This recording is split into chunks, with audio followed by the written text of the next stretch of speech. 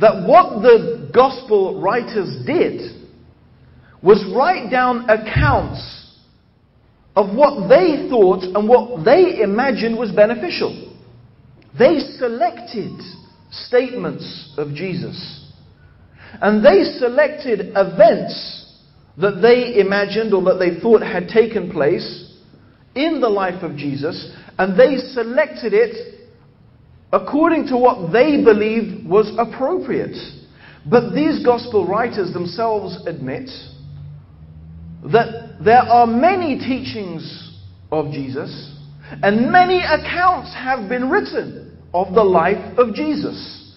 They have selected what they deemed was appropriate.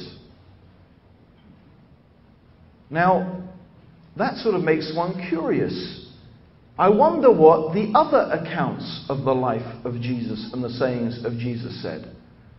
That means that there were other people writing other books, writing other gospels, writing other accounts of the life of Jesus that they felt appropriate, that they felt was appropriate and they felt was correct. Now that begs the question, well, how do we know the ones that we've got are the right ones? How do we know that Matthew, Mark, Luke and John and the Acts of the Apostles and those letters actually truly reflect what Jesus said and what Jesus did? So we might want to go back in history and start examining and trying to find out, who is Matthew, Mark, Luke and John? How did these Gospels come to be in the Bible? How did they come to be selected? How did they come to be chosen? How did this account of the life of Jesus come to us today? Now, it really gets very interesting when we start to examine and study that. One of the amazing things, and I discovered this relatively recently, is that all the original Gospels, that what we now call Matthew, Mark, Luke and John,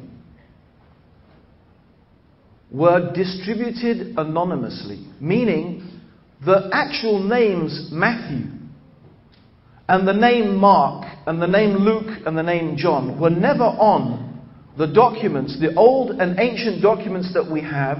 There was no name ascribed to them. The name Matthew, Mark, Luke and John, the names given to those Gospels, were actually attributed many, many years later. In fact, the earliest written statement that we have attributing authorship to the Gospels was as late as 300 years after the time of Jesus.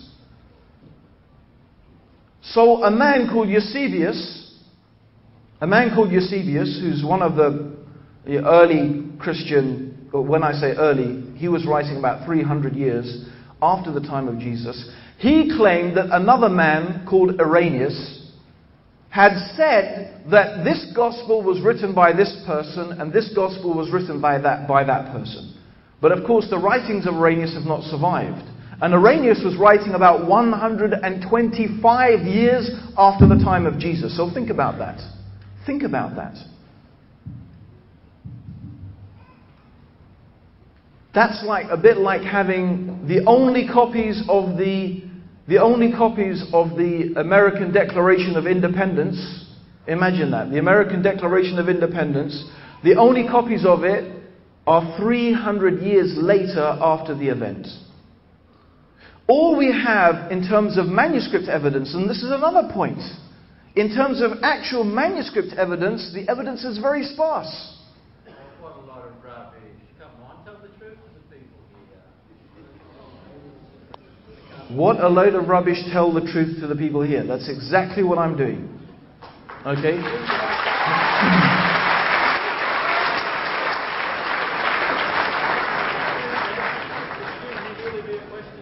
Okay. So, in fact, you know what? It doesn't matter. Because you know what? You can't make the blind see. You can't make the deaf hear. You can't. And people whose hearts they are dead, you can't bring them to life. Okay? So it's not our job really to make anyone believe anything. Our job is to present to people the facts. Believe me, I have absolutely no interest in telling one single lie. Not a single interest in telling a single lie. Absolutely not. Everything I have said so far can be proven historically. You can read what scholars have said, and these are not Muslim scholars. These are people who are non-Muslim, who attribute themselves to the Western Christian tradition. Of course, Christian fundamentalists would not call them Christians. But as we're going to see, the earliest fragments that exist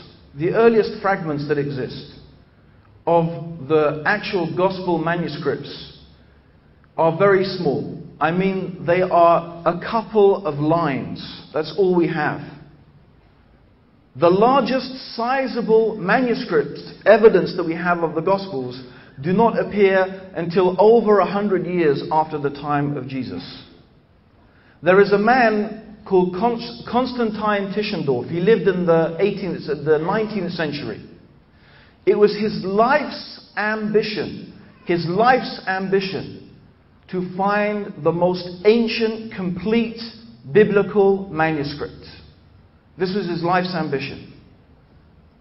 And he searched throughout the whole world to try and find the most ancient biblical manuscript. And he did, he found it. He found it in St. Catherine's Monastery in the Sinai. And it's now housed in the British Museum. It's called the Codex Sinaiticus. The Codex Sinaiticus. The oldest complete biblical manuscript. And that manuscript is dated 325 years after the time of Jesus.